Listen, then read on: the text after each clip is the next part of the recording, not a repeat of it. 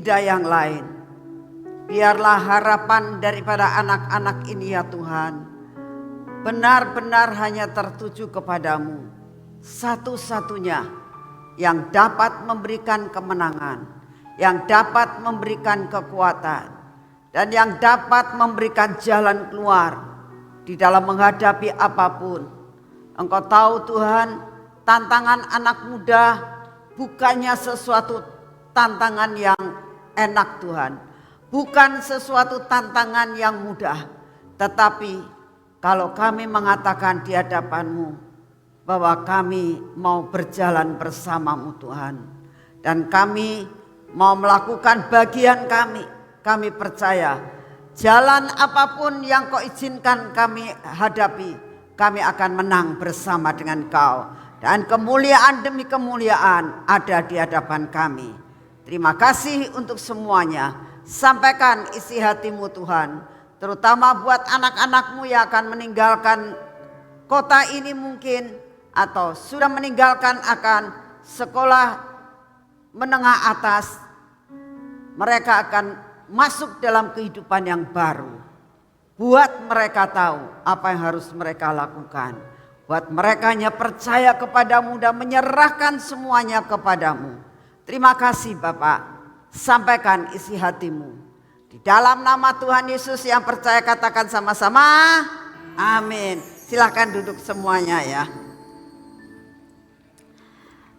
Saudara, sebenarnya buat Oma ya, nyampaikan firman Tuhan buat kalian ini gak cocok sebenarnya ya. Sebab dunianya sudah lain, gak sama dengan dunia kalian.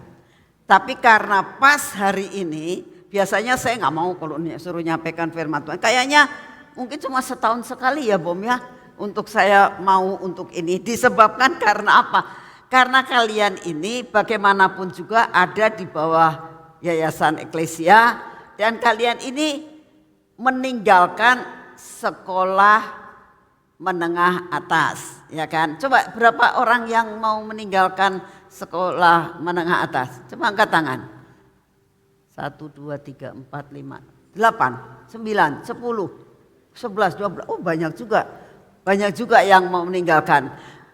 Kalian ini masa di mana ya kalian harus meninggalkan masa SMA. Masa SMA itu tidak sama dengan masa mahasiswa ya. Masa SMA itu kamu masih bisa enak sekali. Kalau udah mahasiswa tuh namanya juga sudah maha. Ya, siswa yang maha, bukan siswa menengah lagi. Jadi kamu punya kehidupan sudah sangat berbeda. Kamu harus namanya mandiri, itu benar-benar mandiri. Dan kamu harus meninggalkan kenyamanan. Ya, gak bisa. Sehingga kalau kamu nanti meninggalkan akan SMA, meninggalkan apalagi meninggalkan keluarga, itu harus menentukan mau masuk arus atau mau masuk jalan yang sebenarnya yang Tuhan kehendaki, terutama buat kerinduan para orang tua. Nah, hari ini judulnya luar biasa, In Christ Alone. Ya. Jadi judulnya saya bilang kok bagus sekali sih judulnya. Bener tak bisa kalian sebagai anak-anak yang masih muda ini bisa tak kita itu mengatakan hanya di dalam Tuhan saja, hanya di dalam Tuhan saja. Sedangkan kalau saya tanya ya, kalian ini milih Alkitab atau milih gadget? Begitu bangun tidur, mau langsung datang ke Tuhan untuk berdoa, terus baca Alkitab, atau buka gadget juga, tapi lihat WA. Coba kamu pikirkan. Jadi tidak mudah untuk dikatakan di dalam Kristus, hanya di dalam Kristus. Enggak di dalam yang itu tidak mudah. Ada perkara-perkara untuk menjadi suatu pedoman dalam hidup kalian. Bagaimana cara kamu itu bisa yang mengatakan kita itu pingin Tuhan untuk hidup di dalam Engkau. Hanya dengan Engkau. Hanya dengan Engkau. Kenapa sih dikasih judul seperti ini? Judulnya sulit. Ya, untuk dilakukan itu sulit buat kalian sebagai anak-anak muda. Tidak semudah kata-kata yang dinamakan jalan sama Tuhan, hanya Tuhan saja, gak yang lain. Ya kepengennya masih terlalu banyak. Betul gak? Ayo siapa yang gak kepengen cita-citanya begini, kepengen punya pacar seperti ini, kepengen nanti kalau saya sudah mulai kerja dapat uang, saya kepengen beli ini dulu. Terutama saya pengen beli HP yang paling ngetop, paling tidak punya keinginan. Ya. Jarang sekali. Terus saudara mengatakan begini, kalian ini. Ya kalau nanti saya sudah jadi orang, sudah sukses, ya saya mau pelayanan full time buat Tuhan. Rasanya jarang ya seperti itu ya. Nah tapi hari ini kita belajar bagaimana sih kita itu bisa berjalan sama Tuhan terus ya. Di dalam Tuhan terus dalam kehidupan kita. Karena ini penting menjadi dasar masa depan kamu. Ya. Ini judul, ini tema itu adalah dasar buat masa depan kamu. Jadi apa yang harus kita lakukan? Kita baca dalam Amos 3 ayat yang ketiga. Dikatakan begini, berjalankah dua orang bersama-sama jika mereka belum berjanji. Ya. Kamu mau in Christ alone, jadi sama Tuhan tok, ya. Tidak sama yang lain. Ya. Itu sama dengan kamu mau berjalan berdua. Tidak sama yang lain, cuma berdua. Tapi Amos 3 ayat 3 mengatakan, berjalankah dua orang bersama-sama jika mereka belum berjanji. Rasanya enggak ada ya. Kalau kamu misalnya mau nongkrong, mau hand out ya. Enggak mungkin kan enggak janjian. Memang bisa ketemu di mall tiba-tiba, "Hei, ketemu." Tapi setelah ketemu apa? Janjian dulu kan pasti. Kamu kemana? Saya mau nonton. Kamu kemana? Saya mau nongkrong di sana. Lalu dua persepsi ini, betul enggak?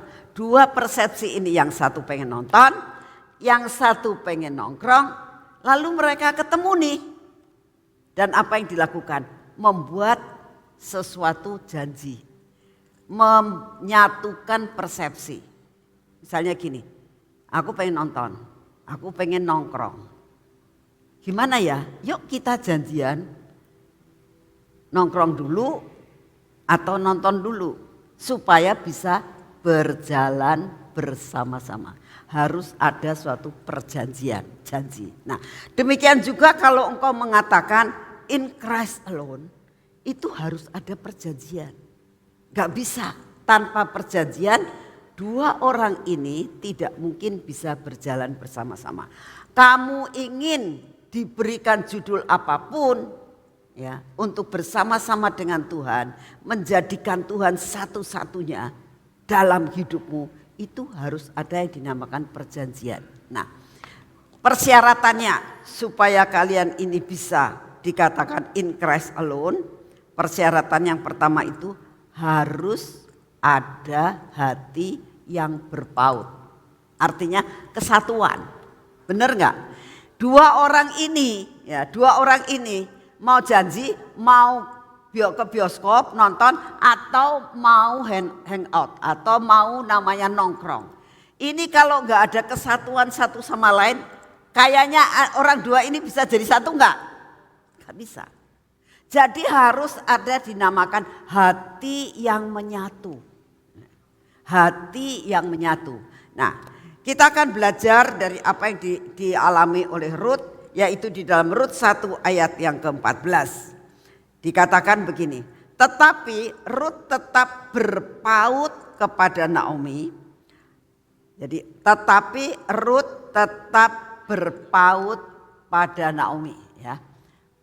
Dikatakan menangis pulalah mereka dengan suara keras, lalu Orpa mencium mertuanya dan minta diri, tetapi Rut tetap berpaut. Dikatakan apa? Berpaut padanya. Hati yang berpaut. Jadi apa namanya hati yang berpaut? Gandeng, saudara. Ya. tertambat. Jadi gimana Rut itu bisa tertambat dengan Naomi? Karena mereka bergaul, betul nggak? Mereka ini Naomi itu datang ke Moab, lalu melamar Rut, jadikan menantunya.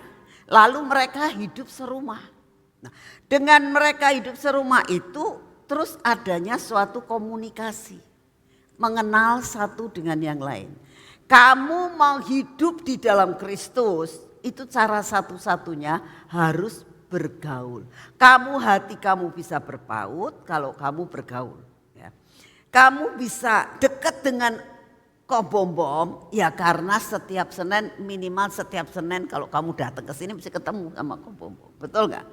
Kamu mau bergaul dengan siapa saja, kalau kamu mulai bergaul lama-lama bisa mengerti siapa dia, rumahnya di mana, betul nggak? Ya, hobinya apa. Nah, demikian juga kamu dengan Tuhan. Kalau kamu bergaul dengan Tuhan, caranya bagaimana? Ya baca firman, nggak ada cara lain. Kamu ngomong, aku mau bergaul sama Tuhan, tapi nggak pernah baca firman, ya. Lalu nggak pernah nyembah Tuhan, nggak bisa. Harus mempunyai hubungan pribadi dengan Tuhan. Lebih berpaut lagi, lebih berpaut lagi. Saudara lihat, kalau kita melihat antara Orpa dan Rut, kenapa dua-duanya ini sama-sama mantu yang juga disayangi? Kenapa Orpa meninggalkan tetapi Rut tetap berpaut hatinya? Karena Orpa hubungannya dengan mertuanya berbeda dengan Rut hubungannya dengan mertuanya. Rut hubungan dengan mertuanya terlalu erat. Ya. Sampai dikatakan hatinya itu sudah menyatu. Ya. Sampai bisa ngerti artinya mertuanya. Itu yang membuat hatinya berpaut. Nah, kalau kamu bisa untuk melakukan hal ini, itu tidak mudah. Karena begitu kamu yang namanya berpaut, itu benar-benar kamu tidak menginginkan yang lain. Kecuali hanya dia, kecuali hanya dia. Dan itu tidak mudah. Oma mau ceritakan ya bagaimana Oma itu yang namanya hati berpaut itu tidak semudah kata-kata. Oma keluar dari sekolah waktu masih SMA, itu sekolah di Semarang. Lalu pindah ke Bandung, suatu kota yang dari panas menuju kepada dingin. Zaman itu kota Bandung masih dingin. Ya. Tidak seramai sekarang, udaranya sejuk, enak sekali. Ya. Semuanya rasanya kayak memang benar-benar Paris Van Java, luar biasa banget. Nah, punya teman-teman baru, pergaulan baru, semuanya baru. Nah, sampai suatu saat Oma ini bergaul dengan banyak orang, akhirnya Oma ini bergaul dengan anak-anak Tuhan, bergabung dalam satu gereja. Karena memang kita dididik waktu di Semarang dan juga di Jepara, itu dididiknya pokoknya perkara rohani terus gitulah. Tapi di sana sangat berbeda pergaulannya. Tapi saya merasakan ya sudahlah, kamu mau belajar untuk mengikuti apa kata orang tua. Ya. Nah, sampai suatu saat Tuhan itu menjamah hatinya Oma. Menjamah sampai Oma itu merasakan ini loh Tuhan. Ya. Akibat daripada jamahan itu langsung belajar untuk mendekatkan diri sama Tuhan. Nah, pada waktu Tuhan mengajar, kamu harus belajar untuk baca firman, kamu harus belajar untuk setiap dibangunkan, setiap jam berapa harus bangun untuk berdoa. Itu hampir tidak lulus. Hampir tidak lulus. Karena merasa gini, aduh rasanya baru tidur, bangun lagi. Ya, harus berdoa lagi. Ya. Kadang-kadang sampai doanya pakai ngantuk-ngantuk. Tapi takut. Jadi lakukan hal itu. ngantuk lagi, berkali-kali jatuh. Nah, hal yang sangat berat adalah gak boleh ini, gak boleh itu, ada larangan-larangan. Kalau kamu bergaul harus begini dan begitu. Itu gak bisa masuk akal. Dan itu harus dilakukan. Tapi kalau kita mau, karena hati kita berpaut. Kita lihat, Ruth itu tidak dipaksa buat ikut sama mertuanya. Betul kan? Udah kamu pulang-pulang saja, kamu mau apa ikut saya? Tidak dipaksa. Tapi kenapa dia bisa mau mengikuti? Karena dia belajar dari Allahnya Naomi. Coba kamu pikir sekarang ya, misalnya kamu nih ikut sama seseorang. Tapi kalau dilihat tidak ada yang baik dari kehidupan Naomi. Dia kaya dulunya ke Moab, malah suaminya mati. Kan gak baik kan? Anaknya mati. Hartanya habis. Kayaknya gak bisa jadi saksi nih. Naomi itu tidak bisa menjadi saksi buat Ruth. Tapi kenapa? Kenapa Ruth itu mau terpaut dengan Naomi? Kalau dilihat semuanya ini gak ada yang baik. Gak bisa jadi contoh. Sedangkan kita kan sebenarnya kalau mau mendapatkan sesuatu mesti harus ada contohnya. Harus jadi saksi begini-begini. Jadi orang tuh bisa mau ikut. Tapi kenyataannya enggak. Kenapa bisa berpaut? Rahasianya apa? Karena dia belajar dari Allahnya Naomi. Bukan sekedar belajar dari Naomi. Nah, hal yang kedua yang membuat Ruth itu bisa berpaut adalah gini. Dia melihat positifnya. Ini ya yang namanya ibu mertua saya. Sudah pergi, suaminya mati, tetap kuat. Anaknya dua-dua mati, tetap kuat.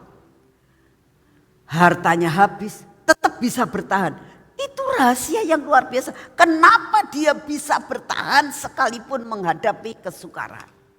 Di situ Ruth mengatakan, hidup itu penuh tantangan. Dengan kekuatan itu dia tahu, kekuatan bukan dari seseorang. Tapi ada satu figur yang namanya Allah Bapa. Bapaknya, Allahnya orang Israel. Itu yang memberi kekuatan. Nah, demikian juga dalam kehidupan kalian, apalagi yang mau berangkat pergi ini, nggak tahu mau ke sekolah di mana, mau kerja atau pokoknya meninggalkan sekolah menengah atas, kamu harus tahu, jangan melihat contoh sesuatu hal yang positif, tapi kamu lihat rahasia di dalam lembah tetap setia kepada Tuhan. Karena kalian tidak tahu bakal akan yang terjadi. Kalau engkau menghadapi banyak tantangan, kamu tetap kuat. Karena apa? In Christ alone. Pasti kamu kuat dalam menghadapi apapun. Jadi yang pertama harus mempunyai hati yang berpaut kepada Tuhan.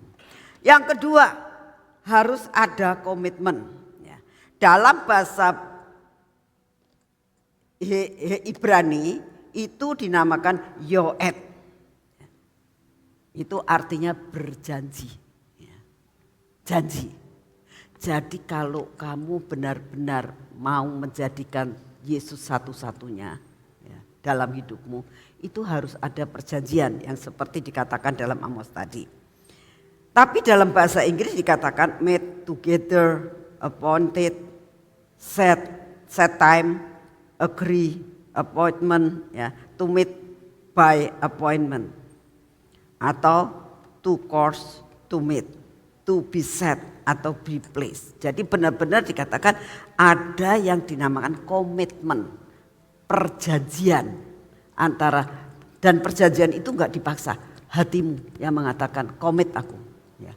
Seringkali kan kalau anak muda, ayo mesti komit loh, harus mesti komit. Harus ada yang dinamakan komitmen. Ayat yang ke-16 dikatakan, tetapi kata Rut, janganlah desak aku meninggalkan engkau dan pulang dengan tidak mengikuti engkau. Sebab kemana engkau pergi, ke situ jugalah aku pergi. Dan di mana engkau bermalam, di situ jugalah aku bermalam. Bangsamulah bangsaku dan Allahmulah Allahku. Di mana engkau mati, aku pun mati di sana, dan di sanalah aku dikuburkan.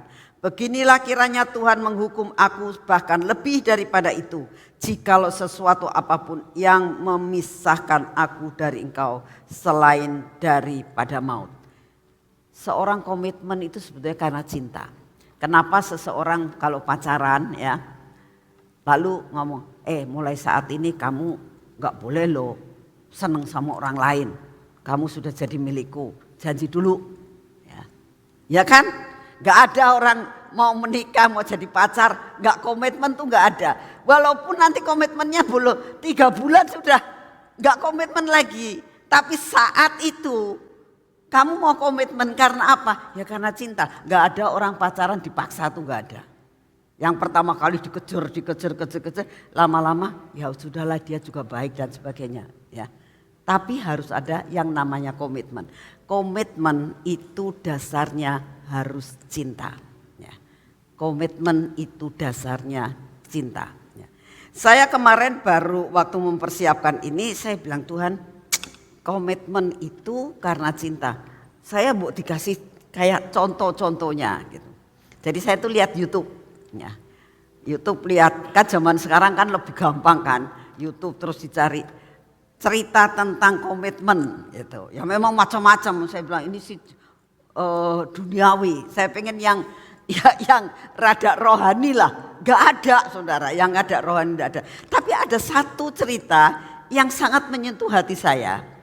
Itu terjadinya di Indonesia juga. Dan sampai diwawancarai sama TV gitu. Ceritanya lagi nih. Ada seorang anak SD ya, ada SD kelas 3. Anak SD kelas 3 setiap hari dia gendong kakaknya perempuan. Ini perempuan, anaknya perempuan. Dua-duanya perempuan. Dia setiap hari gendong kakaknya karena kakaknya itu polio. Tidak bisa jalan, tapi kakaknya sebenarnya pintar, cuma cacat. Nah, jadi dia harus gendong kakaknya dari rumah, jalannya juga cukup. Karena di kampung ini ya, di kampung. Dia jalan terus sampai ke sekolah. Itu setiap hari. Dari pagi dia ngajak kakaknya sekolah dan pulang lagi. Itu sejak kelas SD kelas 1. Dan dia itu melakukan itu sampai dengan kelas 3. Nah waktu di wawancaran itu kelas 3. Saya bilang, bocah cilik kayak gini ya. Anak kelas 3 loh, bayangkan ya. Kalau anaknya udah rada gede sih ya oke lah. Anak kelas 3 gendong kakaknya 2 tahun lebih tua dari dia. Cuman kakaknya ini karena gak sekolah jadi sekolahnya sekelas sama dia. Nah terus pulang juga diwawancari sama penyiar TV. Kamu berat gak gendong kakak kamu ini? Ya namanya anak ya berat, dia bilang gitu. Kok kamu mau? Ya karena dia kakakku. Dia bilang. Oh karena kakakmu jadi kamu mau. Kalau orang lain kamu mau enggak? Dia diam dan ketawa ya. Saya tahu ini anak masih polos banget. Dasarnya apa kok kamu itu mau? Kasihan atau apa? Karena aku sayang. Dia bilang. Aku sayang dan kasihan juga sama kakakku. Karena dia cacat, gak bisa sekolah. Kasihan kan? Udah gak apa-apa tak gendong. Tiap pagi tak gendong, siang pulang sekolah digendong lagi. Kalau di rumah gimana? Kalau di rumah dia bilang kalau mau ke kamar mandi, saya gendong ke kamar mandi. Selesai nanti dia duduk lagi. Kalau makan ya tak ambilin makanan. Dilayani sedemikian rupa. Tanpa mengeluh. Yang kalau misalnya dilayani di rumah sih oke lah. Tapi kalau dia harus gendong dari rumahnya menuju ke sekolah dan pulang lagi siang-siang bolong. Di Indonesia itu tidak dingin tapi panas. Kalian bayangkan anak kelas 3 SD. Dan dia katakan, anak kelas 3 bisa ngomong, karena aku sayang. Ini yang wawancarai sampai ngomong gini, kok bisa ya? Jadi kalian bilang, kenapa dia komitmen sedemikian rupa? Karena cinta. Nah, kamu ya sebagai anak Tuhan, kalau mau menjadikan Christ, apa tadi? Alone apa tadi? Ya, in Christ alone yang dikatakan tadi, kamu harus ada komitmen. Harus ada janji di hadapan Tuhan. Apapun Tuhan aku alami. Berseberat apapun aku alami. Aku tetap menjadikan kau satu-satunya. Tidak pakai mengeluh. Itulah yang harus ada. Syarat yang kedua. Syarat yang terakhir. Dikatakan belajar untuk mematikan kehendak sendiri. Anak kecil tadi yang kelas 3 ini, kalau dia mementingkan diri sendiri, tidak mematikan kehendak dirinya, dia nggak mau kok. Buat apa? Anak kelas 3 tuh masih pengen main. Dan selalu kalau anak kecil itu pengen menang sendiri. Tapi ini anak, kalau itu adiknya masih oke. Ini kakaknya loh. Tapi dia mau melakukan hal itu. Dan dia katakan karena cinta. Engkau kalau mau melakukan segala sesuatu harus membatasi keinginan kamu sendiri. Dan belajar sungguh-sungguh mau mendahulukan apa yang Tuhan mau. Melebihi daripada apa yang kamu mau. Anak kecil ini diwawancarai lagi oleh penyiar TV, dikatakan begini. Kalau main gimana? Kakakmu gak bisa main gitu. Saya akan bermain yang menyesuaikan kakakku bisa. Apa? Dia bilang main congklak. Tahu ya main congklak? Tahu kan yang main congklak? Karena apa? Dia bilang kalau main congklak itu duduk. Kakaknya bebas, tangannya bisa. Terus kakaknya pengen bisa membantu masak mamahnya. Ya. Caranya gimana? Dia didudukkan di kursi. Terus dia belajar misalnya sayurnya apanya ditaruh di meja kakaknya untuk dia bisa motongin dan sebagainya. Kalau dia misalnya pengen ikut goreng sesuatu, ya, dia deketkan kursi. Kadang-kadang dia bilang tak gendong. Dia gendong, dia miring. Kakaknya goreng. Dia begitu mau berkorban. Ya. Dia gak mengatakan, wislah kamu yang gak bisa apa-apa. Kakaknya gak bisa lari. Dia bilang saya tidak pernah main sama teman untuk lari-lari. Karena saya tahu kakakku gak bisa. Kalau aku ikut lari-lari sama teman-temanku, dia nangis nantinya. Karena dia tidak bisa melakukan hal itu. Jadi saya mau melakukan apa yang dia bisa. Mematikan kehendak diri sendiri. Nah, demikian juga di dalam kehidupan kalian bersama dengan Tuhan. Belajar untuk mematikan apa yang menjadi keinginan kamu. Untuk menyukakan Tuhan yang engkau jadikan sebagai di dalam Tuhan. Satu-satunya pengharapan saya. Di dalam Tuhan itulah satu-satunya yang bisa membuat saya masuk di dalam kemuliaan seperti pujian tadi. Jadi mematikan kehendak tubuh, mematikan kehendak pribadi seperti yang dialami oleh Ruth. Dia seolah-olah mematikan kepengenannya. Dia masih bisa menikah, dia masih bisa lakukan dia matikan itu semua. Justru dengan dia mematikan segala-galanya, justru Tuhan memberikan segala sesuatu.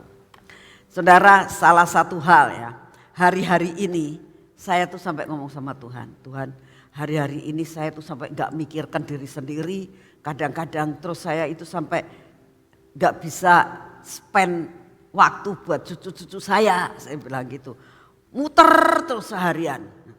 Sampai hari ini mbaknya ngomong, Bu ini tuh habis, ini habis. Ya nanti beli. Ternyata gak sempat buat mau grocery, tidak sempat hari ini. Begitu penuhnya. Saya lagi mikir, Tuhan ini penuh. Terus Tuhan tuh ngomong begini, yang bikin saya sukacita.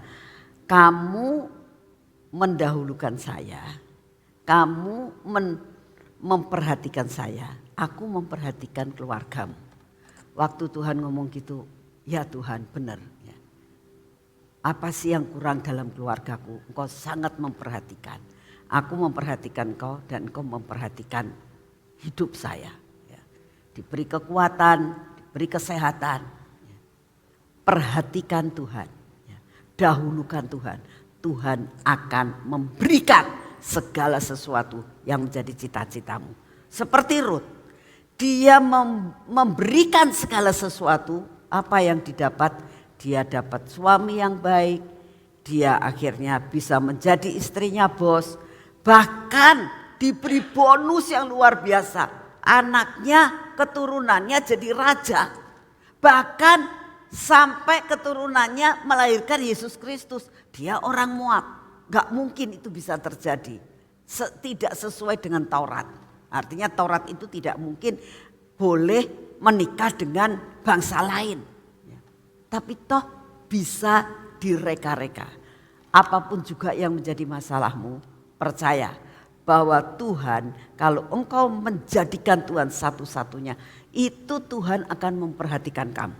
Dan apapun yang menjadi tujuan hidupmu, Tuhan pasti genapkan dalam hidupmu dan masa depanmu. Amin. Yuk kita berdoa. Tuhan, firman-Mu sudah disampaikan. Tetapi satu perkara kami tahu. Kalau kami mendahulukan Engkau, Engkau memperhatikan hidup kami. Biar ini menjadi moto dalam kehidupan anak-anak-Mu, terutama anak-anak-Mu yang akan mungkin meninggalkan kota ini, masuk di dalam suatu arena yang lain. Satu perkara kami tahu, Engkau amat sangat baik.